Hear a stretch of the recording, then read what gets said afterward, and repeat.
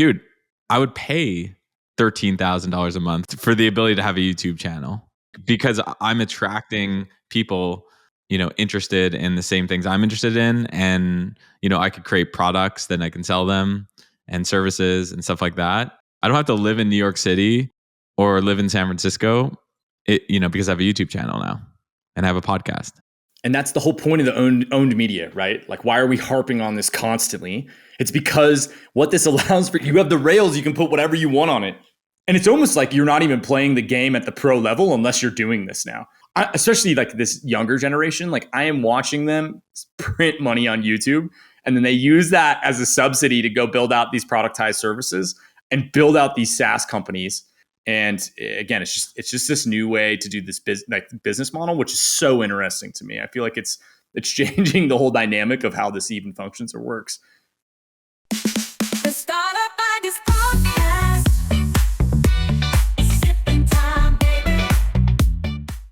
They should play music, by the way. When I wanted to play music, like it just have like Thunderstruck or something. Totally. Just AC/DC, classic dad rock, or Creed. With arms wide open, Cody Schneider, he's back on the pod, Startup Ideas pod. One of your YouTube videos on the pod has like 40 or 50,000 views. I'm hyped, it's insane. Man. I've decided that I am, this is like a residency for me. Vegas has the chain smokers and Greg's pod has me. I'm going to come back whenever they want. Totally. You send me a text, you're on, and you send me a text with a bunch of, I think 9 really amazing ideas. So I want you just to get right into it.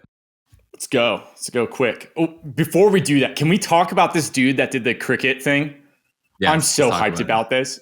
Okay, so this guy DM'd me on LinkedIn and he works at like a big 10, honestly, a big 5 marketing agency. Like it's like, top of the list. It employs one of the, the biggest amounts of people in the US that's in that space. And spun it up. Got 2 customers already. He's just running Facebook ads, getting like 50-cent emails, just doing a drip nurture, basically upselling them. And he's like, I'm like, from the outside looking in, he's going to build a company on top of this. And I'm hyped for him.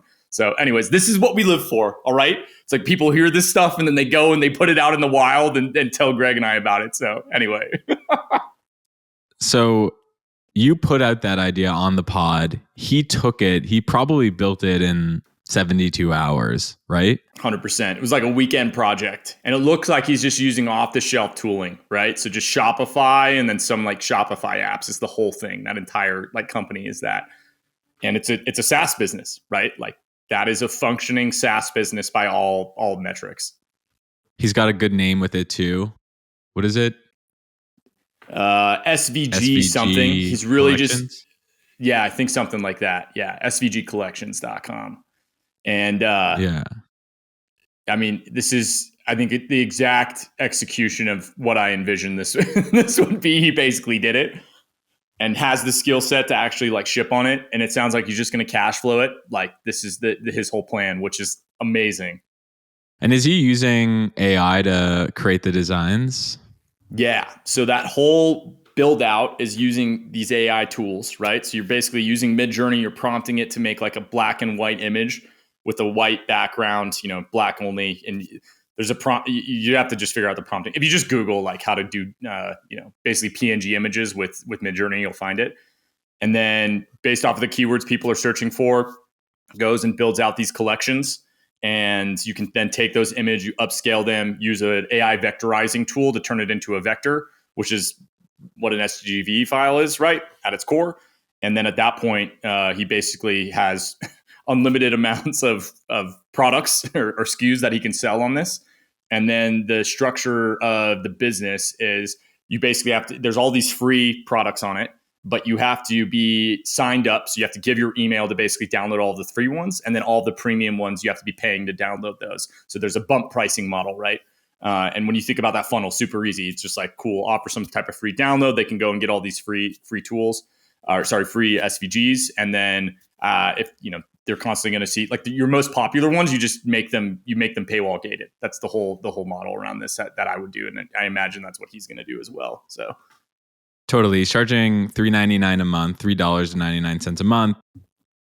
there's no real cost associated with it, right? Like Zero. his costs Totally. are his meta ads that he's doing.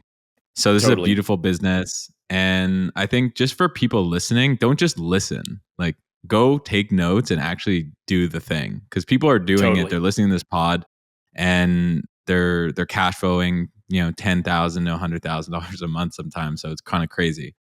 100%. And I think that's the thing with this is like, it looks tiny right now, right? But like when you think about the audience, like Cricket, there's 10 million users. Like he can blow this up into a huge business by just being like a barnacle on the whale of this massive company, right? And this is already validated. Like this is this is going to make money. Like there's zero doubt anymore, right?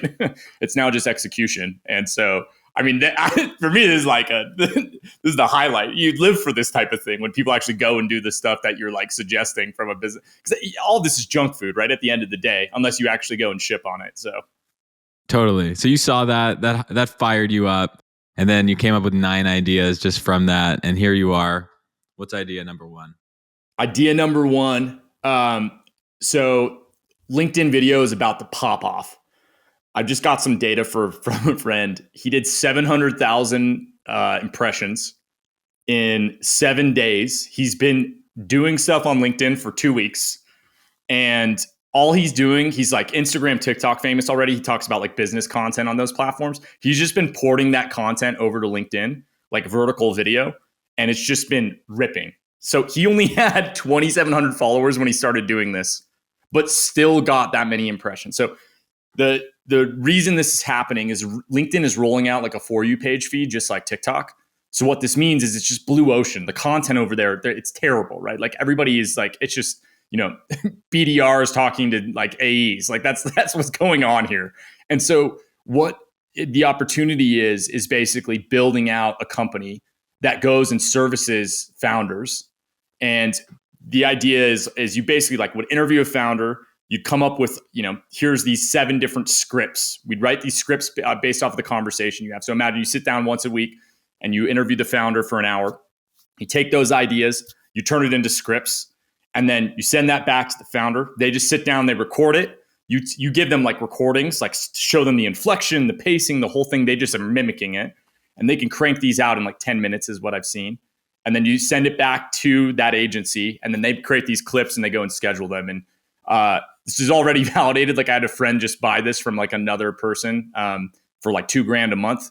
And it's like really what you're doing is you're riding this wave. The selling mechanism that I would go after is like, there's this huge opportunity for founders to create massive personal brand with this free reach that LinkedIn is providing. And then it also creates like an inbound, generation for your company. But that is this, I think there's just like, that's a wave that can be ridden right now from a company standpoint. Like if you just have a little bit of execution prowess and know how to work with offshore teams, like this is easily, I bet you could get this to 30K, a month in like probably 90 to 180 days. Like no questions asked. So, hey everyone, if you're anything like me, you've got a ton of design work that you need. Websites, landing pages, emails, social assets, you name it. But you don't just want beautiful landing pages or beautiful websites. You want the stuff that's going to convert. You want the stuff that's going to actually drive value. That's where designscientist.com comes in. It's an agency that for one monthly price will do all your design work, all your copy work, all your engineering, and do stuff that actually scales your revenue. You don't need a designer. You need a design scientist. Let's go. Designscientist.com. I liked it so much, I invested in the business. A lot of people ask me, how did I get such a big Twitter audience? And I got a big Twitter audience when two things happen. Threads, the ability to create a thread, that wasn't a feature and became a feature on Twitter.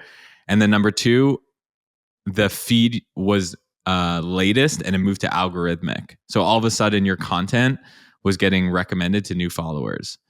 Exactly. My content game didn't change. It was just the platform changed. So what you're saying is really smart. You're saying that the platform, LinkedIn is changing, and there's going to be a bunch of B2B creators that are going to take advantage of it, but they're going to need sort of a middleman to facilitate it, right? 1,000%. And that's the biggest thing with all of this is like any company I'm trying to start, I'm looking for like a larger trend that I can attach myself to, right? Because you don't want to ever educate the market. Like what you're trying to do is just sell things that people already want to buy, right? Like what's going to happen right now is they're going to start seeing these creators like just pop off on LinkedIn. It's already happening. Like it's happening at this moment. It is actively happening. I know like 10 people that are already famous in this space that are all doing this and just going ham on this as a channel, right? And they're getting like 500 engagements with this content with only like 3,000 followers on their account. Like that's unheard of. That's crazy. That doesn't exist, right? It's the same moment that existed on Twitter for you, like when you basically grew your audience. And so the angle here is like founders want to do that. They know they need to do that. They have VC dollars. And so you basically go to them and be like, yo, this is a done for you solution. It's going to take, let's just throw out a number, like 2 hours of your mental energy, 3 hours of your mental energy a week. And we're going to handle everything else for you. We'll do all the data analytics. We'll get smarter with this. And then they start to understand, okay, cool. Like imagine you give like an affiliate link in the like the visit my website section on your LinkedIn profile. And then like whatever, if you're adding a call to action to the comments. And then you can start to track, okay, cool. Like these videos were the best performers. Let's make more like this, less like this. And it creates a flywheel. So again, I saw your tweet where you were like, nobody's talking about this, but there's founders that built their personal brands on the back of like VC subsidies. And like, this is an angle, another thing that you can basically do for that exact idea. You can just, go and capitalize on this bit. The people are going to want this. They're going to need this. And so it's just a company that's like right for the taking. Yeah. To me, there's the entry level pricing, which is probably like $2,500 a month, which is just exactly what you said. But then for like $5,000 to $8,000 a month, you can do lead magnets as a service. So it's like every month we'll create a lead magnet for you because like a drip email course. That, right? Totally. Exactly. Totally. Yeah. Totally. Yeah. And then the third thing is probably just design help. So it's like we'll do your banner, your cover art. We'll go and create beautiful infographics. So you put that together. 1,000%. You target founders, and that's the idea. How do you actually get to founders though? Yeah, I think that will be the hardest part. Probably what it turns into is like you are doing your own channel, like you're doing your own clip making and posting on the platform and be like, you want to do this for yourself, like book an intro call. There's probably like a community play, honestly. It's like drip them into a community and then upsell them into like a service like this. And where it's like everybody's talking about how do they grow on LinkedIn. Like you make the LinkedIn community for the people that are trying to grow their accounts. And then they're going to see, this is really hard, right? Because it is really hard. Like I'm talking to my, I'm working with like two people I know that are really like have deep knowledge in this space to try to figure this out. And there's no way I have the mental bandwidth or energy to figure this out, right? So think about that. And then that's what you're selling. You're selling the ideation, the creative components of this. And for these creators, man, like it's like, I mean, this is a no-brainer. Like they sit down and can crank these scripts out and like I've seen them do it in like 3 minutes, right? Because they just know the cadence, they know the sequencing, all of this. And it's just another play. Like it's just a productized service built around a creator that's in a specific category. But this category is business, which we know because we're both doing this is like a huge category where a lot of money is sloshing around. So that's the opportunity here. Yeah, absolutely. Here's how I would do the community aspect. So I would get the domain founders going viral on LinkedIn.com. And I'd create a free community where every week I'd give one tip on how to go viral on LinkedIn, like what's working, and then one breaking down another founder and why it's working. So it's like this person, CODY Schneider, just got 1,000 likes on this post. Let me break down why that matters. You do a monthly call where you everyone kind of comes in and it's like a peer-to-peer group. And at the end, you just say like, hey, we've got this service. If you want the done for you service, it's going to cost XYZ. Totally. I think it's brilliant. And I mean, it just, again, shows your expertise and knowledge. It's a repeatable thing. And you're already on the platform doing this research already. You're just repurposing the stuff that you're finding into content that you're using as a sales like tool, right? So again, another easy one. look for trends. You know, the high level idea here is like, look for things that are bigger than you that are happening. And then how do you attach yourself to them? It's the classic playbook, like, especially when you're trying to bootstrap a thing or self-fund it. It's the only way to do it that I've seen it work. When you try to convince the world of anything, it's not going to happen, right? Someone in the comment section is going to be like, but you know, LinkedIn isn't going to be video first forever, and then in 12 months you're going to have to shift your business. And it's like, well, even if that is the case, at least now you have a 1 million ARR business with a bunch of founders, and you'll just sell them another service to help them grow on LinkedIn. 1,000%. I think the other piece of it too, like as a founder, or like somebody that's building this audience, like you get to a scale where you can just do whatever you want. Like Greg, you have a huge Twitter, right? You can just basically do whatever you want. You don't even have to play the game and things are going to hit. And that's like, there's this tipping point with all these platforms that you can arrive at. And once you're there, it's like the rules change of the game, right? And so I think that's just another piece, like on the, not on the business owner side, but on the, like, why you should even be thinking about building this audience here. Because as soon as you have that, I mean, you can just basically like cross promote all of your other social channels, and then you have own distribution on every place that you're trying to. So, all right, my appetite is wet. I had some bread, and I'm ready for idea number 2. Hell yeah! All right, the next one is a one graph business. I'm going to share my screen real quick and show you. So I stumbled on this the other day. AI automation is the keyword. So this is the graph showing the growth of the search volume for that keyword over basically its whole existence. So this is insane to me. Whenever I see this, I immediately, sirens are going off. What does this mean? How can I get involved with it? And so what people are looking for is basically like, how do I set up? And again, this is one of those things that's obvious. Like people that are in this know this already. People are trying to figure out, how do I create automation with like Make.com and Zapier and ChatGPT APIs, and basically just setting up these systems. But all these companies, like if you look at McKinsey, what's happening right now is they're just doing this for enterprise. But there's this massive opportunity for like SMBs and small business to basically provide this as a solution, right? And so, I mean, the small version of this is you build a consulting company that does this, sets this up, where you embed with them and you do a sprint for whatever 3 months and automate away.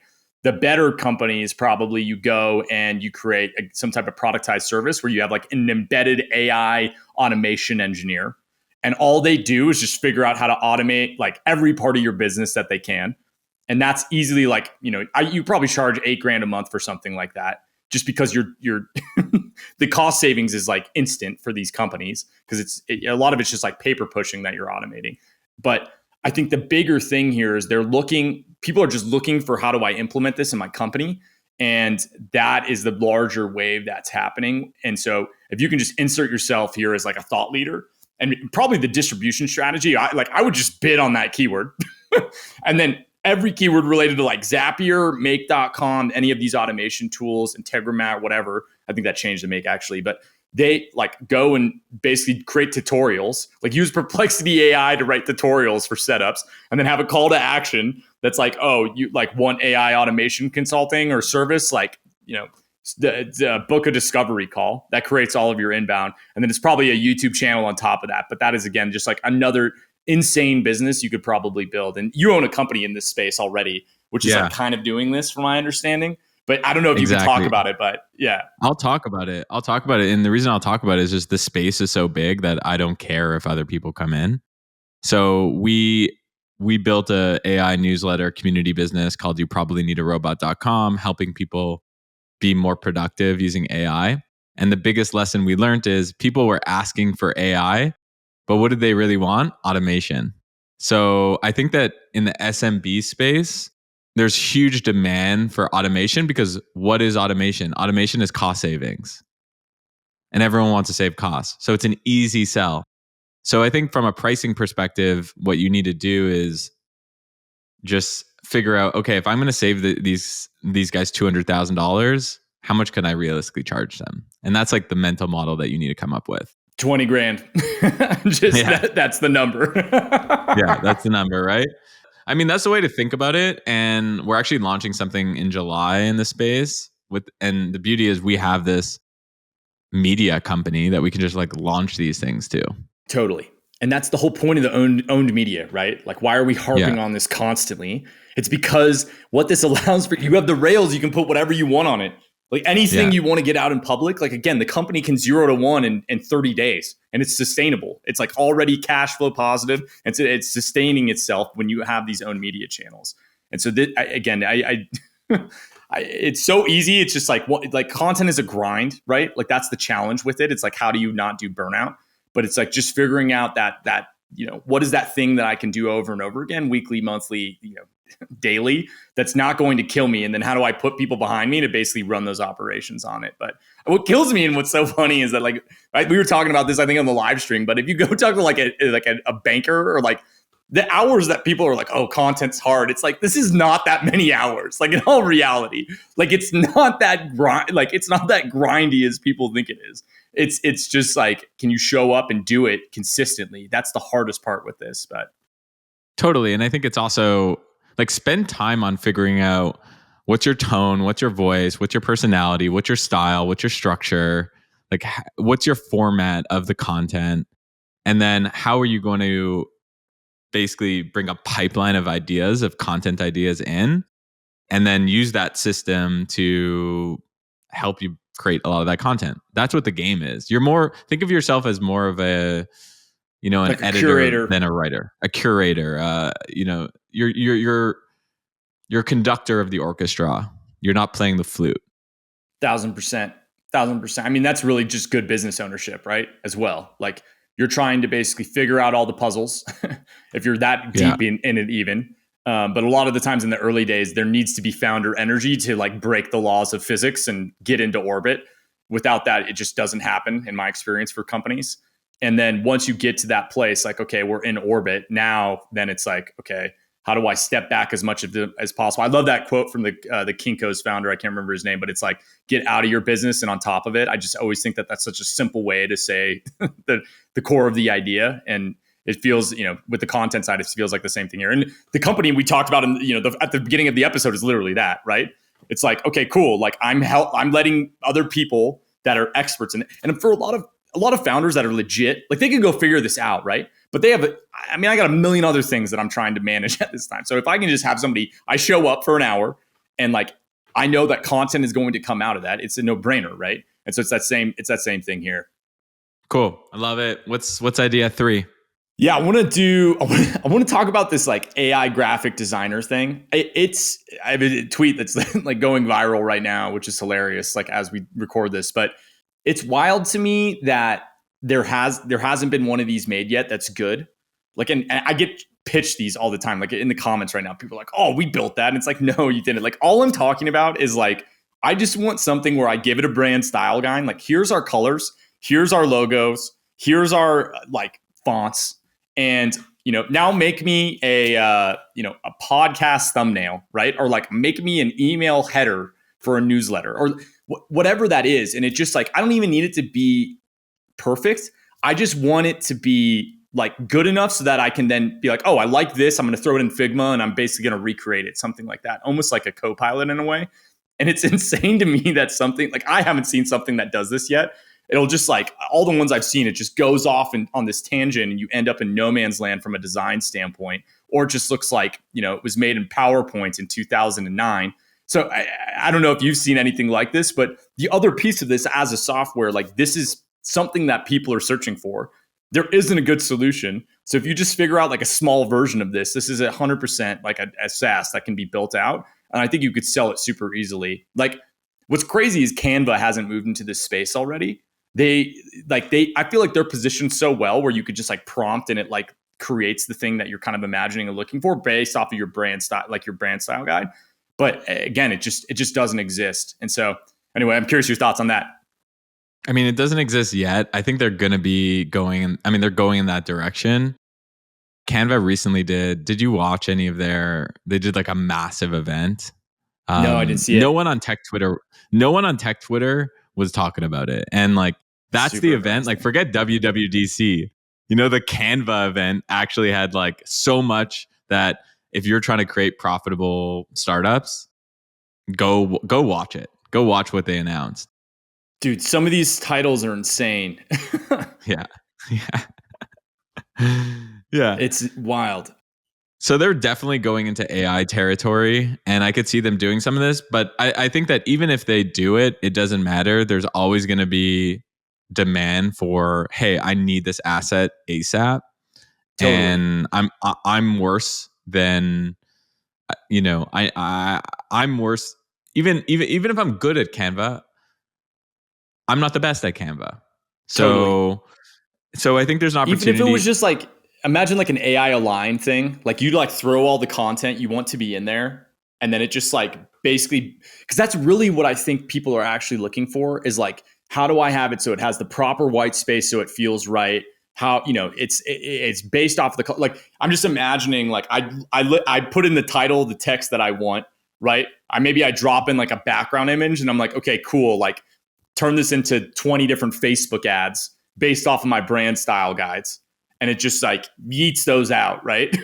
Like that's, I think, what we're talking about here. It's not like, and again, to your point, I think you made a really valid point of like, it just has to be better than I am. It doesn't have to be graphic designer level. Like if it's an 80% of a graphic designer, but like 100 times faster than me, putting in a request to my graphic designer and then I have to wait on them and like that whole thing. Like if I can just get something out super quickly, like you have a market there if the pricing is right on it and all this stuff. I think you could do super cheaply when it's augmented by AI. Do you know Design Pickle? Totally. Yeah. I mean, Yeah. they're OG. So Design OG, been around for, I don't know, 10, 15 years. They probably do 30 million a year in revenue. And from what I've seen, they generate a ton of customers from Meta ads. I'm constantly seeing their ads on Instagram, and they charge about $4.99, I believe, $499 a month. So it's very, very cheap to get in there. I think that if you're going to go build this, the way to do it is it's like $99 a month. 99. And Design Pickle only allows you to have one thing in the queue at a time. Like if you had it where you could like multi-thread, so you give it, or here's a list of prompts and then it's working on those simultaneously. I think that is something that would be incredibly valuable to every company. I know I want it. Just like I was writing an email newsletter this morning. I'm like, fuck, I just want this header to be like in our style. Like I can build it in Figma, but I don't like, I just, can we just have this exist in the next 2 seconds, right? And I just copy it over and drop it in. Like that's the, and maybe that's what it's built on top of. It's like, it's built on top of Canva, and that's your distribution strategy. It's built on top of Figma, and it's like just another subscription outside of it. You kind of get platform that way. I mean, it's hard to build, really complex UI things, but I don't know. I just think that this like, even if it just came back like variations of ideas, like, okay, here's 20 of them or something. I don't know. If we think about what's happening in the AI writing space, where it's like, hey, we give it source material and then we're having it write based off that source material and it's making way better outputs, right? So when I'm writing from the general knowledge of the LLM, it's super, like, it's pretty average. But when I give it awesome source material, it's going to create really decent outputs is what we're seeing. So it's just that same idea, but it's applied in the graphic design space, right? Like here's these brand style guides. Like I'm just giving you kind of like a box that you have to work in. Now go build within that box. And like what I found is that by putting constraints on these AI like just any of these AI things, like you can, those limitations allow for it to create way better outputs, or the outputs that you're looking for most of the time. Cool. I like this one. I do think that the pricing, like undercutting Design Pickle, my guess is they have a ton of offshore talent, right? So the reason they're able to charge so cheap is it's offshore. But my guess is they're not going to create a $99 a month plan, right? So you can, they rode the offshoring wave. You can ride the AI wave, and there's a business here. 100%. All right, let's keep the pace going.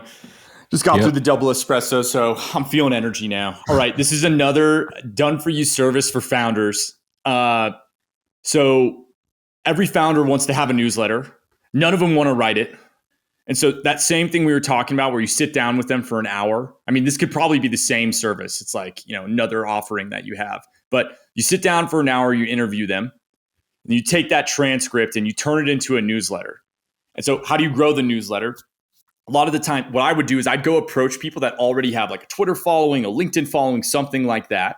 And I'd be like, okay, we're going to get all those people that already followed you on those platforms onto this newsletter and like basically be a sub to the newsletter. So how do you actually do that? So you can actually, we just found this recently, but you can go scrape people's emails from Twitter. So like I've just been running this scraping emails from like my Twitter followers and then using a validation tool to like, okay, are these real or not? And like the data I'm getting back is like almost like 40 to 50% of them are valid emails, which is insane. So the testing that we're running is just sequencing them into the newsletter and seeing what happens, right? So you can do the same thing on LinkedIn, use a tool called like Sales QL, I think is what it's called. But you can, again, go and scrape all the connections of a person. And then from that same thing, you basically, Sales QL extracts the emails, you go and validate it, sequence them into the newsletter. And then at that point, like you can probably get a list. And again, I would go after these people that already have these followings. They want to do this, but they just don't have the operations piece behind it. So again, another super simple business. And that would be really the whole thing. Just like set that up. And then the other component of it is like build these automations for them. Use something like Phantom Buster, where it's like every new person that tries to connect with with your client, automatically send them like a subscribe to my newsletter link with some type of like call to action or offer. And then the same thing with Twitter. Anybody that follows you, automated DM that goes out to them to follow. And that's how you continue to grow this. But I think that, and then again, you just, as they follow you, you just, every month you go and scrape them, slowly sequence them in like 200 a day to that list. And then just, you're basically writing the content off of the founder's ideas. And it could be even just like a ride along on their business of what they're doing, right? But I think this larger theme that we're starting to see is like these founder-led companies are what's going to happen. Like a founder is basically turning into a media company themselves. And I'm just imagining like what the Beehive founder, like Tyler's doing with his newsletter that's just like updates on the company. How do you do a version of that, but for like every founder that's have some type of audience that they've already built on these other platforms, and then just run that on the background for them? And again, when you interview them, you have the language that they use, you have the ideas that they use. You're basically just translating their raw data that they're providing you into a tone, style, and voice, and you can prompt it like, yo, just take here's an insight from this episode. Here's the transcript. Write a 2-paragraph like section based off this transcript about this insight and the tone, style, and voice that this transcript has. And you'll get it, 95% of the way there from a voice standpoint, human layer over the top of that. But I think the growing side of this is super easy too. You just go like DM these people and it's just like, send them, hey, we grew this newsletter for XYZ person, right?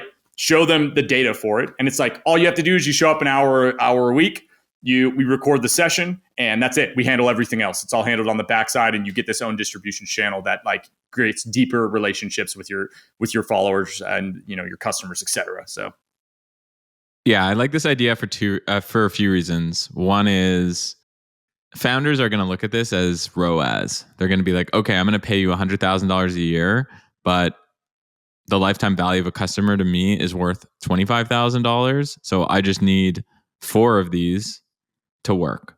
So I love that. And I think that's like a new trend, just like looking at audience as ROAS, return on audience spend. So that's number one. And number 2, everyone knows that being dependent on any of these one platforms is a bad idea. So everyone's trying to get off these platforms into email or text. So this is just selling schmuck insurance. 100%. You know what I mean? This is 100%. selling schmuck insurance. Don't be a schmuck. Have an email list is like the tagline. So simple. 100%. The branding could be super cool too, like around that idea, right? Yeah. Like just like somebody with like, they got their hands in their hair, like just like, oh God, I just got platformed on. Yeah. Oh no. Yeah, Dude, exactly. Did you hear about Roger? Oh, what happened to Roger? What happened? Oh, Roger got.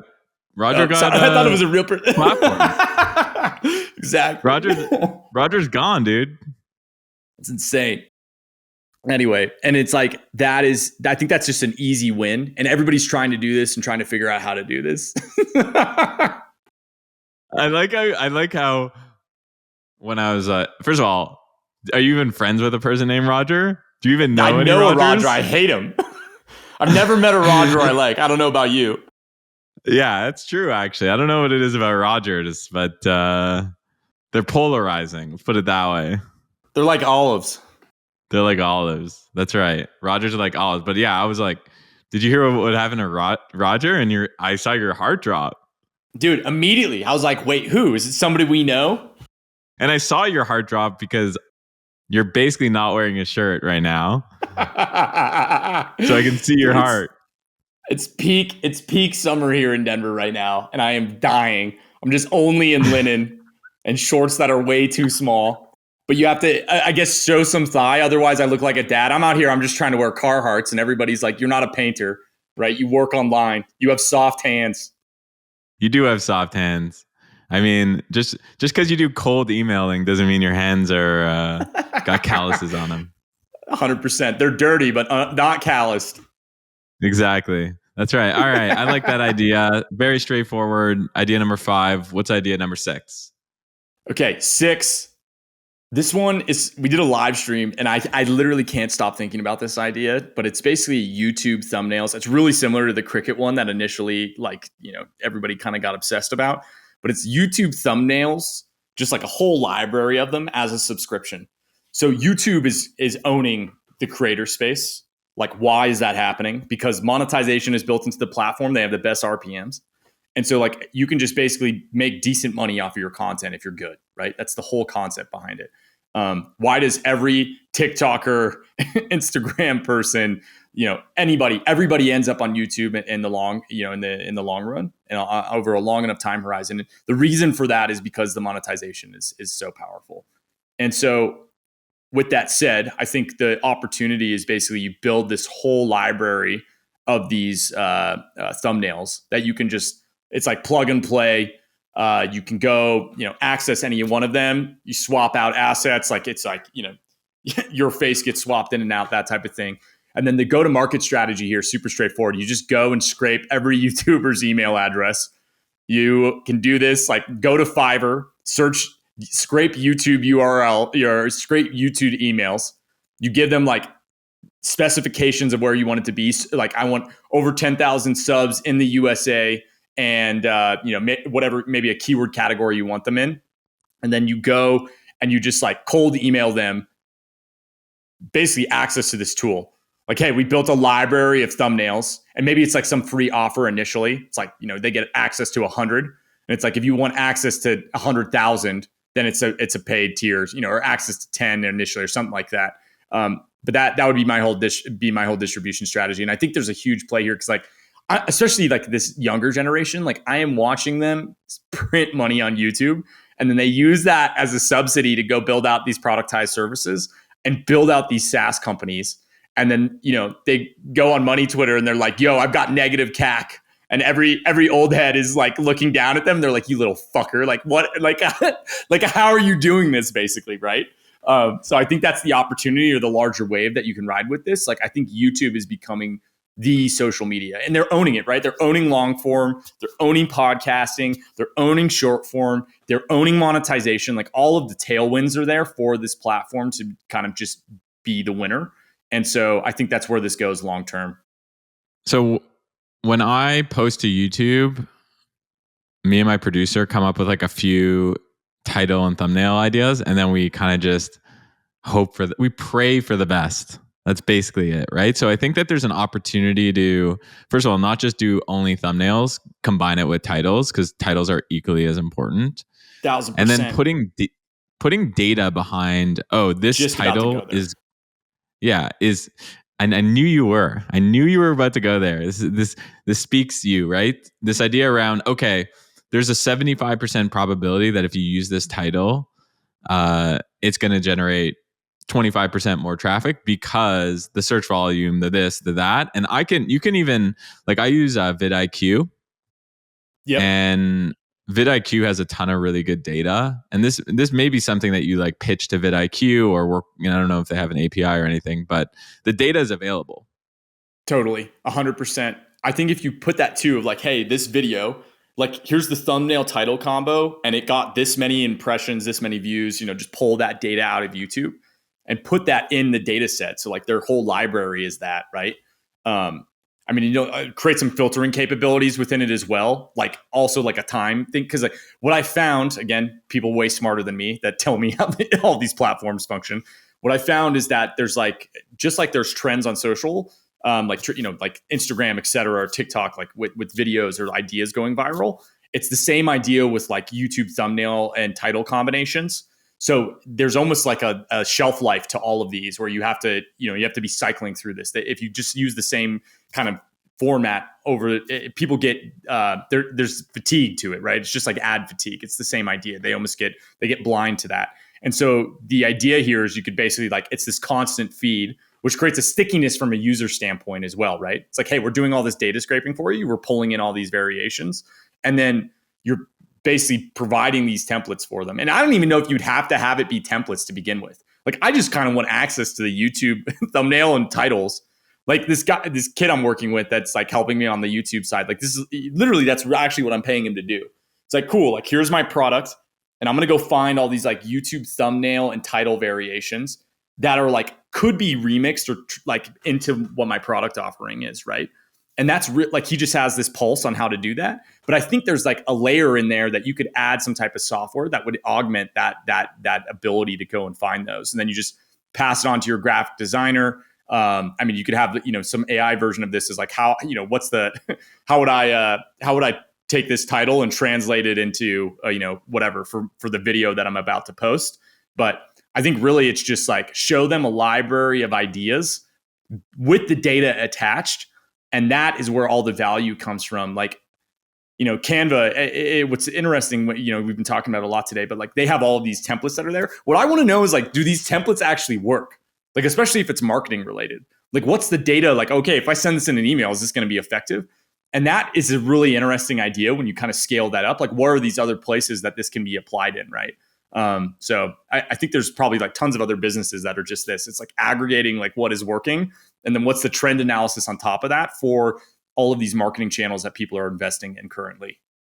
Yeah, I like this. I also like, it's just one of those things where more and more people just, and you said it yourself, they want to be creators. They want to be YouTubers. And it's interesting because now it's bleeding into like the B2B space. There's so many founders I talk to now that are like secretly like, yeah, I want to be like a bit of a YouTuber, like I want 100,000 subs on YouTube. And I'm like, what? 100%, dude. Everyone I'm talking to is doing this because it's like, it's a clout thing, which is weird. But the stranger part, and I think the layer, like, the higher level layer of this is yeah, exactly. Like, what does it say? I can't see you, too blurry right now. So in the last 30 days on my YouTube, 263,000 views. And that's like long form, Yes. Insane. Totally. 31,000 hours of time. What's the ad revenue for that to give people perspective? I'm going to give it at the end. I'm not just going to give it to people. That's not how this works. It's not how YouTube works, bro. I thought you want to be a YouTuber. And then I added 6,300 subscribers in the last 28 days. And I made an estimated revenue of $3,000. Totally. Which subsidizes $36,000 a year. Totally. Yeah. Subsidizes the cost of that building that audience, right? Dude, I would pay $13,000 a month for the ability to have a YouTube channel. 1,000%. Because 1,000%. I'm attracting people, interested in the same things I'm interested in. And, I could create products, then I can sell them and services and stuff like that. So I don't have to live in New York City or live in San Francisco, because I have a YouTube channel now and I have a 100%, podcast. 100%. You can get like deep trust in a one-to-many format, and which just creates inbound for you. But the bigger thing, like to your point of like, you no longer have to be there, right? Like I think that is, again, another reason like why I started building own media. It's like, I don't have any pedigree, right? Like I'm from bumfuck Idaho, the sticks, right? In comparison to everybody else that's in this game. And so this was like a way to get a leverage point, right? And so because of that, like anybody globally can now do this. If you have good ideas and you're sharing them regularly and at scale, like this is this way to do that. And oh, by the way, you can get paid for it as well.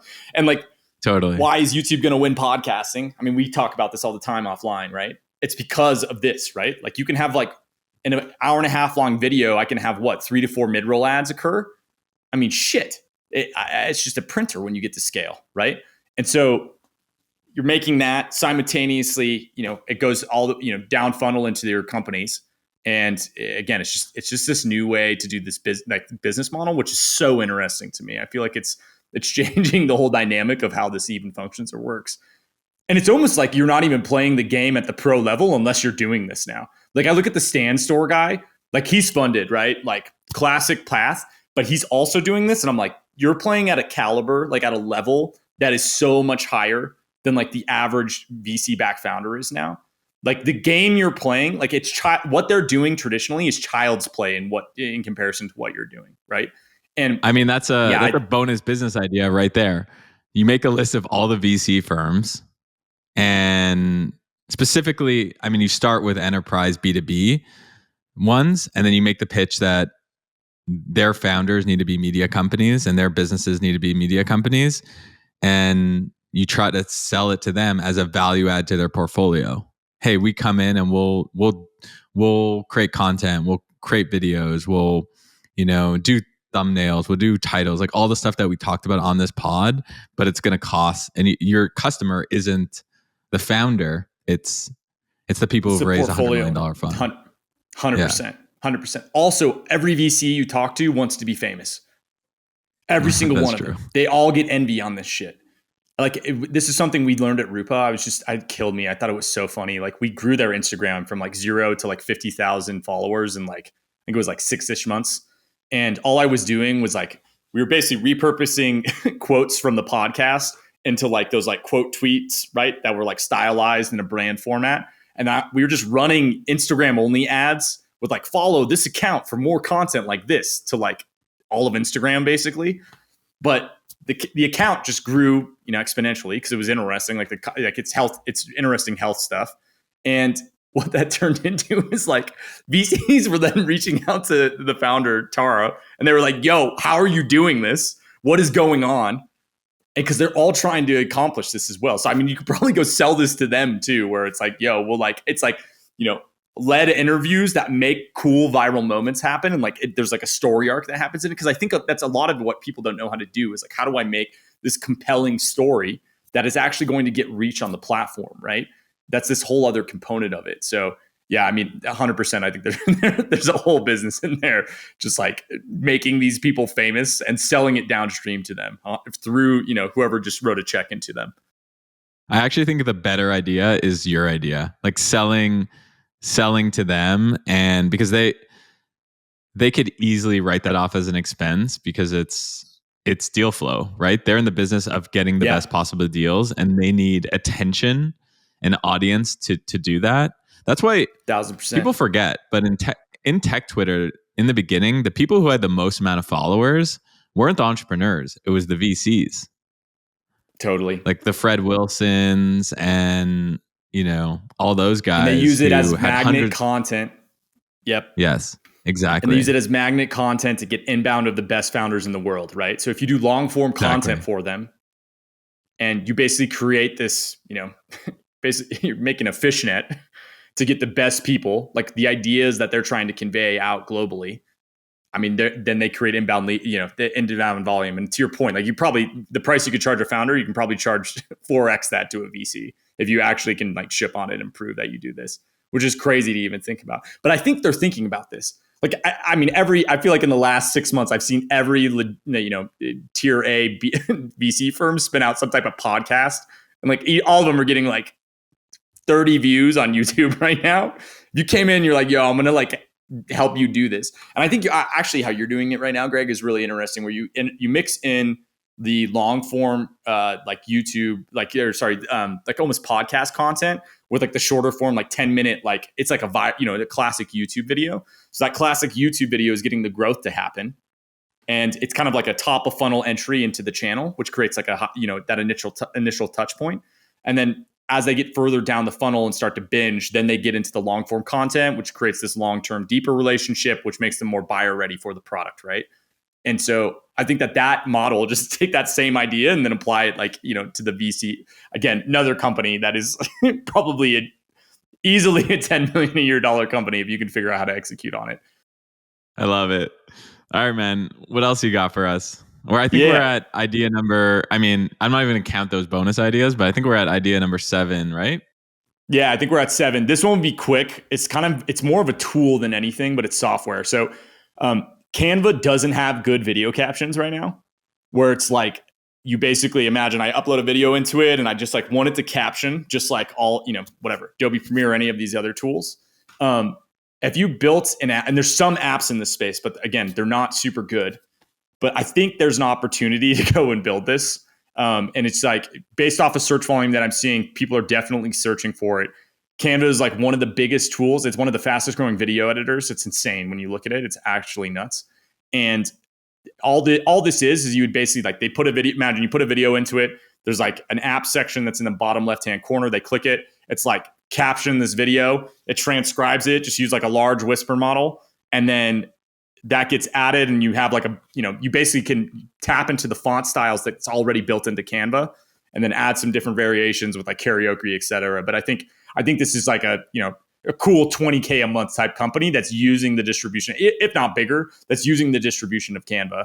I know I have friends that have done this for like plugins for Adobe Premiere and like all of these other kind of like larger tools that are more traditional like video editing softwares. But why is like Veed beating Canva right now? It's because it has stuff like this. Like go and you could probably just go build what Veed has built.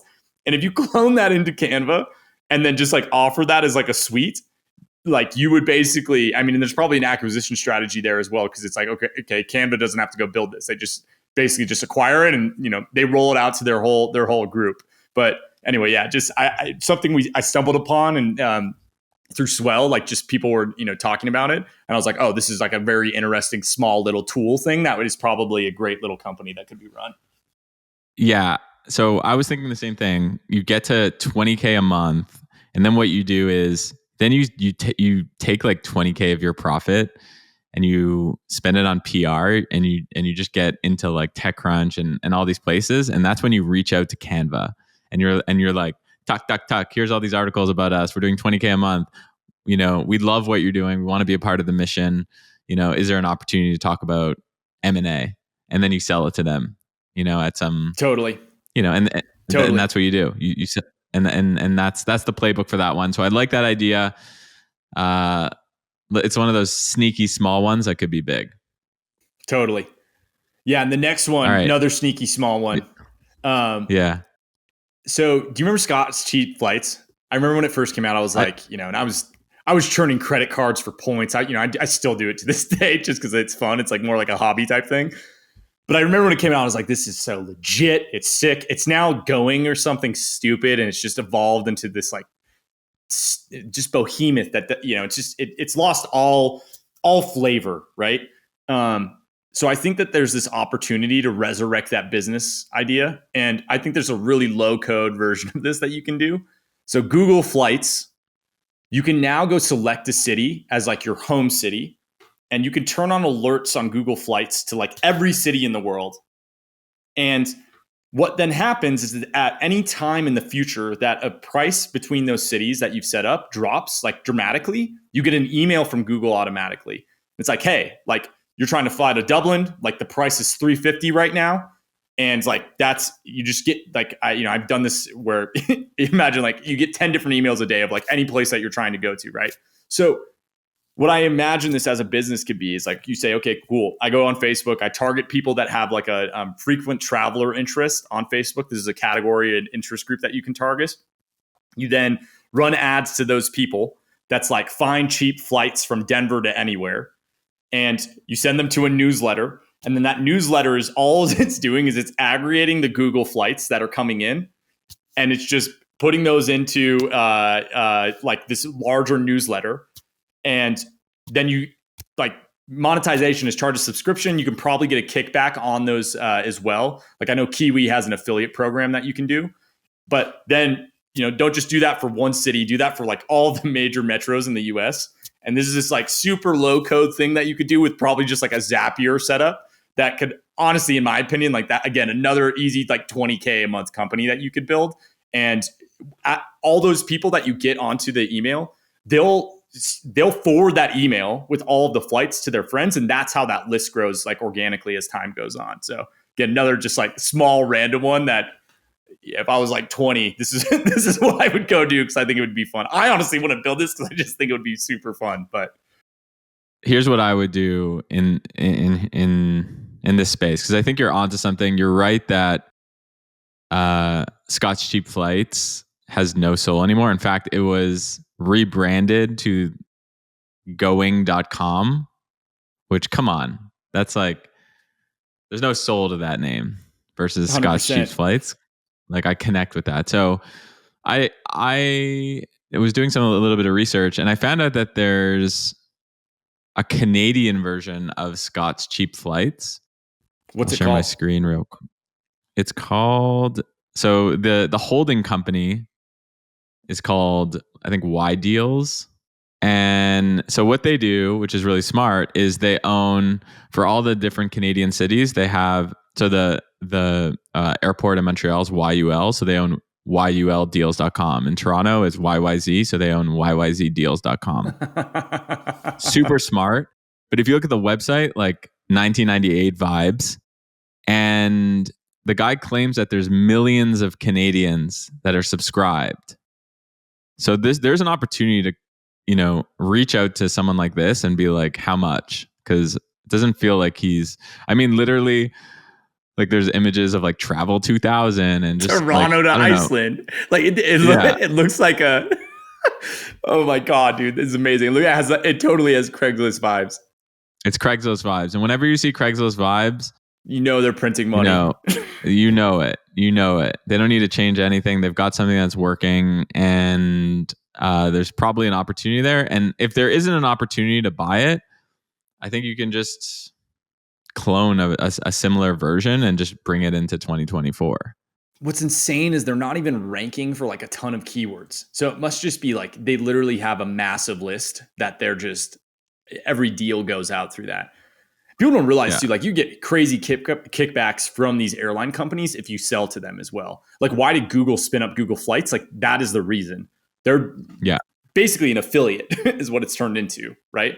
Which is a huge item line if you actually look at their P&L. It's super interesting. But I think that I love ideas where it's like it happened before and it's like now eroded to now where like its current version is just terrible. And how do you just like do that same idea over and over again? Like, and that's really what the internet feels like anymore. It's like if you go through enough cycles, you just see the same shit happening. Like I'm dying right now watching this younger generation like go through the whole pickup artist and like how do I make money on the internet through an agency? Like how to build it. They've been in these Discord channels. Like here's how to build a Twitter DM agency and make tens of thousands. Put a rollie on your wrist from your parents' basement, like that type of thing. And it's like, man, this just literally feels like what Tim Ferriss was hawking like earlier on when we were all, in that beginning stage. So anyway, like the great thing about this too is it's already validated. That people want this and this can exist. It's now just, okay, what's the execution piece? Yeah. But I think just like a simple newsletter, like you just build this on top of Beehive, right?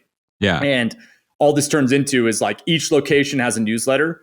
I mean, the other side of it too is you could probably go sell that whole, like if you had, 50 of the top cities in the US and they all have a list and each list has 20,000 people on it, like that is not a small number, right? And you could probably go and just flip that to like a larger media org. So totally. I don't know, just another random thing, especially on the tourism side, which is like a huge play. Like everybody is, anything travel related is typically a really high CPM that you can sell to that. So. Absolutely. And then you can, if you have these lists, 20,000, 50,000, 75,000, you can also do like, okay, now we're going to do a weekly, here's what's happening in my city newsletter. 1,000%. You can create different newsletters off that foundational newsletter. 1,000%. So it's like come for the deals and stay for like local news. So I think there's a lot of opportunity here. I think it's a sneaky big idea too. And then yeah, you it's about getting the right domains, like I don't know, LGA, LaGuardia, LaGuardia deals.com or something like that. And also even if those are taken in the US and Canada, there's also other countries, think more 1000%. globally. And so there's a lot of opportunity in this one. I like it a lot. All right. We promised people 9 official ideas, but you actually had 8 on your list. I'm going to give, not that I feel bad, by the way, because we gave like a bonus, like 3 or 4, but I'm going to give one more. I have a notes file with all my ideas, and I add, I don't know, 2 or 3 ideas per week that just come to me. And I just pulled it up, and I'm going to bring up the latest idea, and I'm curious I'll just give it away. Screw it. So did you see this Finaloop? No, what is it? So Finaloop just raised $35 million in Series A funding, which I didn't even know. Like Series A funding, 35 million? No, that's like, yeah. A typical Series A is like 5 to 10 million. So it's a massive, something is working. And basically what it is e-commerce accounting, software and service that never slows you down. So it's real-time bookkeeping for D2C, multi-channel, and wholesale. Holy so they've taken something, which is basically QuickBooks, which we've talked about in the past. Holy God. And they've niched it down to D2C and e-com. I love it. And I think so we use Late Checkout uses a service called Bench. Okay. Bench.co. This is the old way of creating a startup. It's kind of like we're, cloud bookkeeping, and it's going to be like $300 a month, and it's going to be great. But it doesn't speak to anyone, right? It doesn't speak to SaaS. It doesn't speak to crypto startups. It doesn't speak to It's too e-com. broad. It's too broad. So here's my idea. My idea is okay, the idea is QuickBooks for X. Yep. Now, what are those different categories? I don't know. They're probably something like QuickBooks for SaaS, QuickBooks for agencies, real estate. You know what you could do is you could go to the QuickBooks extensions and just look what everybody's trying to integrate with them. And that will give you all the industries that are related to it. And then just look at the biggest categories. And from there, you could assess, okay, cool. This is going to be, there's a huge category that people are trying to connect their QuickBooks data into. I'm just thinking about the real estate one because I know there's a platform that's like, which is hilarious. It's like a platform that's built for tax and accounting for real estate that people are trying to get into QuickBooks for their accountant. But I mean, that's probably how I'd go about this, of assessing like which one of them is the biggest market opportunity. And then you just go and build that out. But would you focus only on internet businesses, or would you try to go for like more traditional?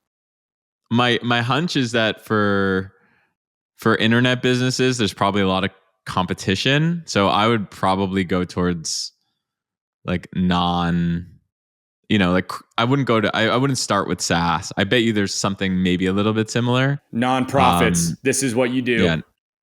4,400 searches a month. How I'd start this is I would list out, like, I think your QuickBooks idea is really smart. Just like look at the extensions. I think I would write in a list. What are all the different categories based on that, and by prompting ChatGPT.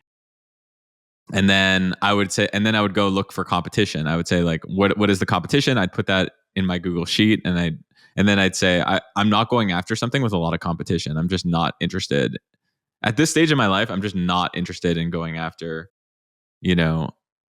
companies that have raised hundreds or if not billions of dollars. So totally. And then I'd pick one based on, is it a growing trend? Is it, does it have low competition? What, like, I think to give a concrete example of this, it would be like QuickBooks for like Airbnb entrepreneurs, yes, or whatever, like something like that, where it's like, it's a larger wave that's happening and there's businesses that are being built on top of it. I would just look at these platforms because like really D2C is kind of that, right? Like they're all kind of built on top of Shopify. So it's like find that version of that in these other spaces. Like what's a bigger thing that's happening, and then just like build a custom. That's super interesting. This is happening in the EHR space, like in the health world. where it's like you used to have like this massive, single EHR that everybody would use. I think one of them is epic.com. I think it's the name of it, or Epic is the biggest one. They lobby so much. It's insane. Do not build an EHR. Just full stop. Do not build this. Like if you're listening right now, never even think about this idea. Never approach it. There's no way you can win. You're fighting the government. So I think the bigger thing here, though, is that people basically spun out like EHRs that were specific for all of these different practitioner types. And you could basically, it's that same idea of like, okay, how do I take this like larger thing and then just the Craigslist untangling in a different space, right? But do it for accounting. It's all the same ideas, just remixed in different places. So, but yeah, man, I think that's super interesting of just like,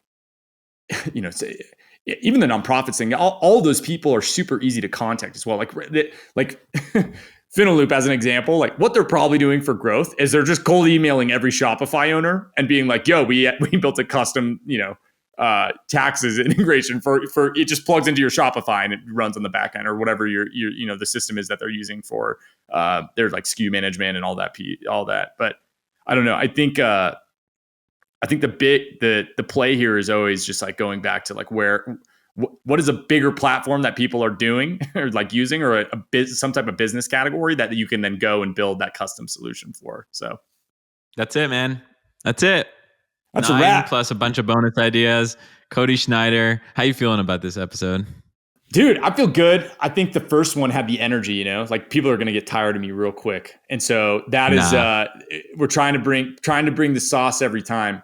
I think the bigger thing here that I'm like always, I want to talk more the next time we do this on like here's the actual tactical components of this, of how to go market. Because I can say like go email every Shopify person, but like what I'm really saying is like go to Apollo and you scrape every person that's using Shopify out of Apollo, and you go and you validate those emails with zero bounce, and then you set up a smart lead campaign, and you basically are cold emailing every one of them that like, yo, we do this type of service, this software, right? So like the actual tactical components of that, I think that's like a piece of this as well. Because like the idea is fine, but unless you got the distribution part of it, and I think that's why the Cricut one was such a bit like a banger thing. So anyways, I'm going to hold myself to that on the next one, is like with everything we talk about, it's like, what's the tactical distribution that we're going on, and go really deep and heavy on those pieces. But yeah.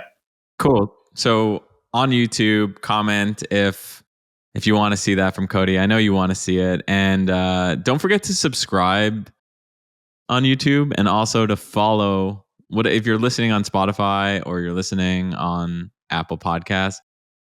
Don't forget to follow, because then you'll know when Cody comes back on. So appreciate it. Cody, thank you so much. People can find you on Twitter. Yeah, Twitter and LinkedIn are my most active. And then the company I'm building right now is Swell AI. We're doing basically content repurposing powered by AI. Go take a look, and be stoked to have you. So thanks again, G. Always so fun, man. I live for these things. They're awesome. Yeah, I love when you get just so excited about an idea like halfway through, and I just see your brain just like, it's like you're a kid getting really exciting.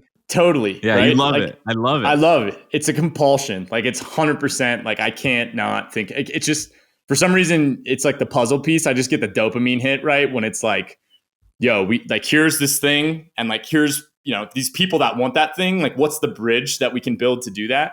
Like that is the thing I live for, is like that bridge building piece, right?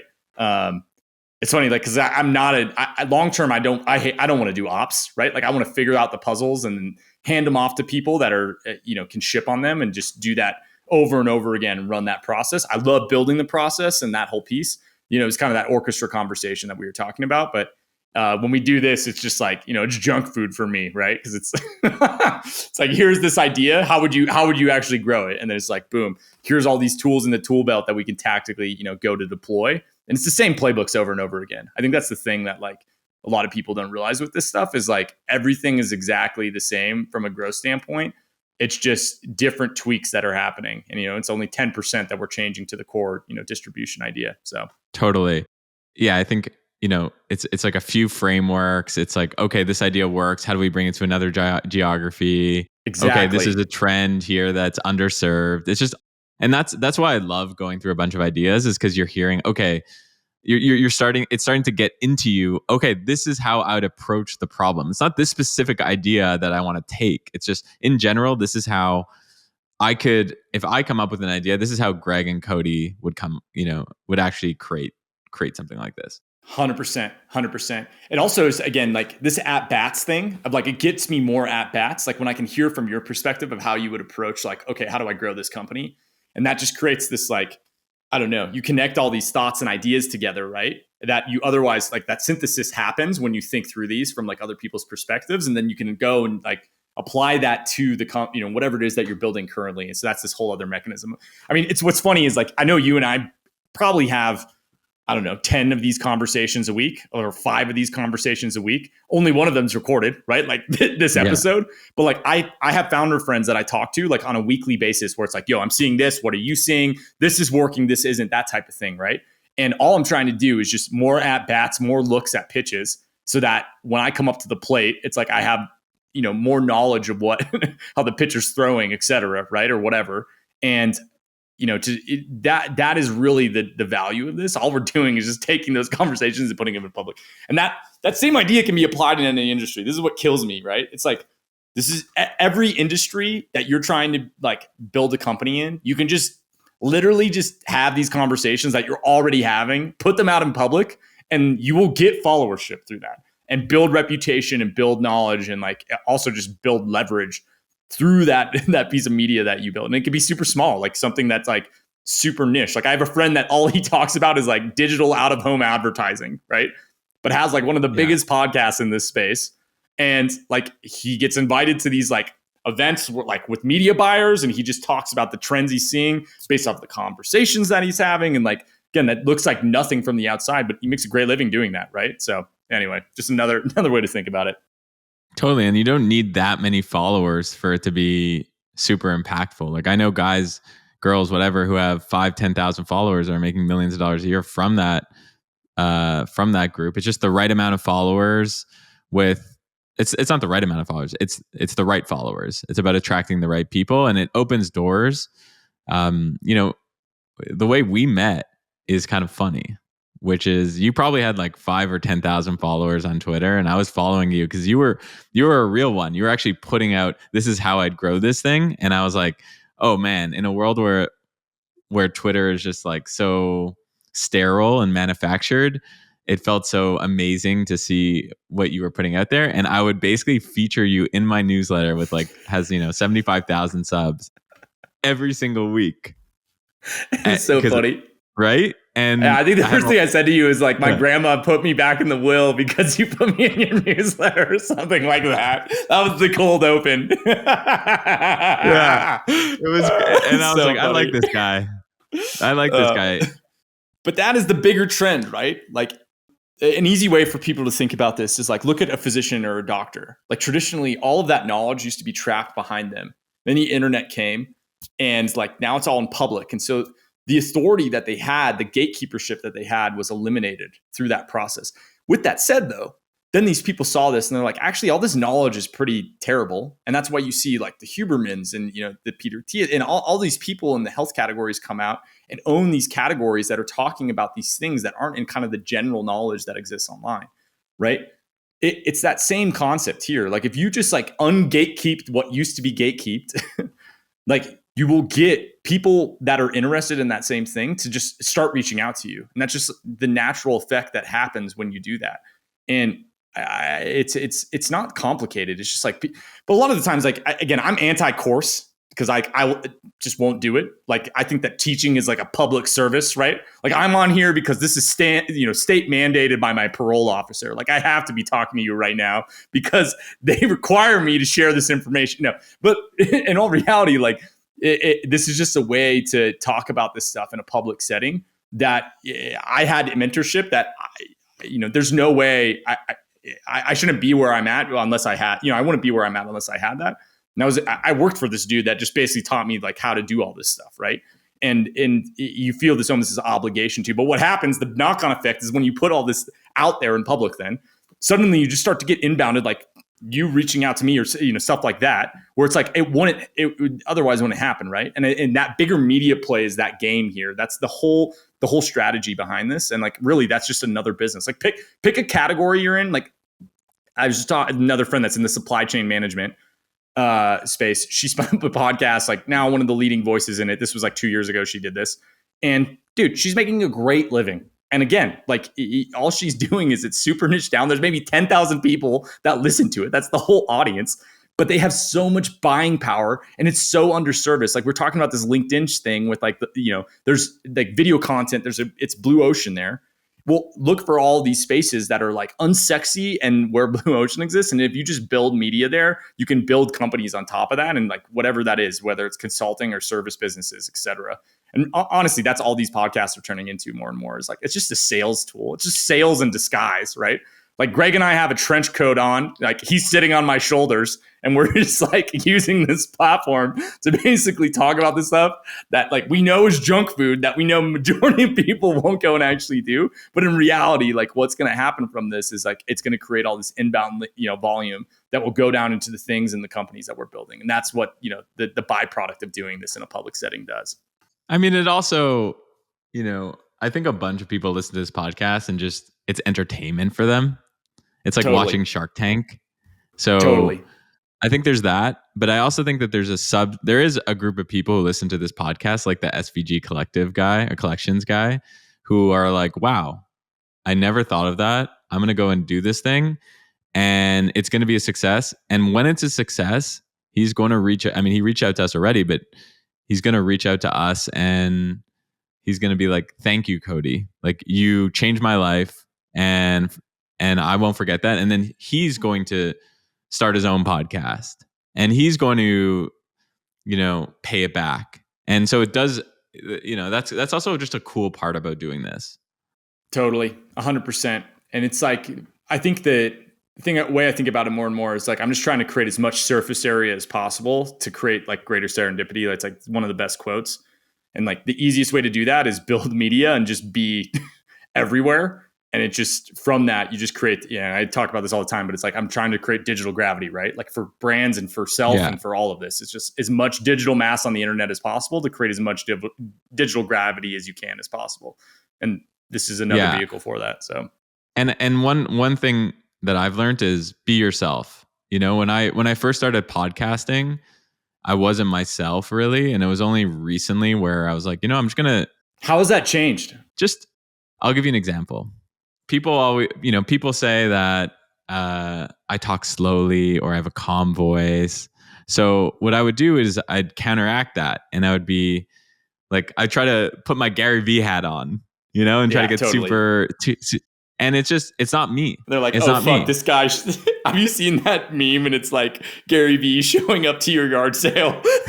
It's like they're like, oh fuck, not him again. And he's just like bartering with them on like fucking Hot Wheels, and they're like, god damn it, just get out of here. Like I love that so much. So good. Yeah. I was someone who, I really wasn't. And the reason I did that is because I was like, oh, these are best practices. Therefore, I need to do it. As soon as I started being myself, and also another part of that is talking about what I want to talk about, which is startup ideas, even though the best people in the world told me that's too niche. The best podcast is insane. When I pitched this idea originally, they were like, it's too niche. And as soon as they said that, I was like, I'm going to be onto something. And you know what? There's people who are listening to this who are going to be like, I wish you would talk faster. I wish you did have more energy. I wish you did these. And it's like, okay, well, you're listening to me. You're listening to CODY because you like us, presumably. And or you they're find just it hate valuable. Listening, which if you're that person hate listening this deep into this, I'm so proud of you. I want that energy. Yeah, it's like, what are you doing? It's an hour plus deep, and it's like, why are you listening to us? 1,000%. If you don't like us. That's when you actually made it, though. I love this quote. It was from this runner. I can't remember her name, but she's like, if somebody doesn't hate you, like you aren't even in the game. Yeah. And it's like, I think that's so true. Like if you don't, like if you're not even playing or you're not at the highest level, unless there's like a subset of people that just despise your existence. So, and what's exhausting? Being someone who you're not is exhausting. 1,000%, man. It's just a character at that point. Like, not being Tucker Carlson, you have to play that dude. I don't think he believes any of that shit. The Zins piece, he's for sure. He's on. I think he's aligned on the Zins, but everything else, it's like, this is this character you're playing. But man, I think it's interesting though. Like you also have to think about it. Like you want to bring these differing, it's like different tempos. Like that's actually what good writing is it's like it's that, I think they call it perplexity and burstiness. And it's like, you're like short sentence, long one, short, long one. Yeah. It's like creating this kind of like variety. And that's like one language, like oration, when you look at it, like that's how it's like the composition of it and why it sounds good and it moves us, et cetera. It's like music, right? It's like, it actually is music. And I think when you have this variety of people on, you create like, it's like different, almost rhythms that are happening and different pacing. You're the baseline that's just constantly going.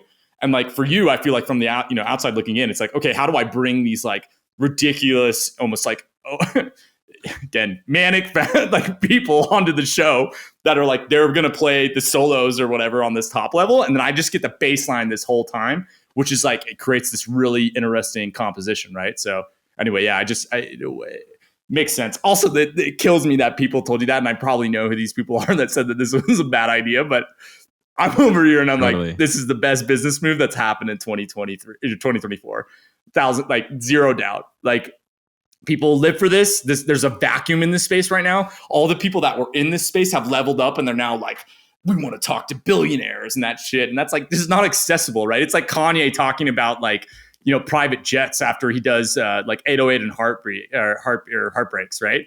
It's like, oh, like you're talking about like just getting a whip so that women's like you, and then now you're talking about jets. Like that leap I can't even make. I can't even like fathom or think. And I think that this thing that you're doing, it's like you're riding that common denominator of like, the 200 million people that want to start a company, but there's only whatever it is. It's like 10 million that actually have, right? Like you get to service that whole group of people. So again, I mean, we could talk about this all day from a strategy and a standpoint, but I just think it's just like a no-brainer from the outside looking in. It looks ridiculous. So I'm guessing. All right, we got to run. This has been great. Cody, thanks again for coming on. Also, you also need a shave. We're doing a live stream, man. What was it? So we're gonna give you a mullet. Is that what's happening? Yeah, the next live stream. Well, I'll get a mullet. And I'll shave my beard, mustache only is kind of what I'm thinking. And we'll just do it live. We'll do like while we're talking to founders and giving them advice. Just have that going on in the background, just like this haircut existing. So I'm in. We're there. We probably needs to be this weekend if we do it, but I don't know when the next time. I know you're traveling right now, so we'll figure it out. Oh, I'll do anything for a Cody Schneider mullet. So we'll figure it out. We got it. All right, dude. Catch you later. Later, G. Thanks for having me.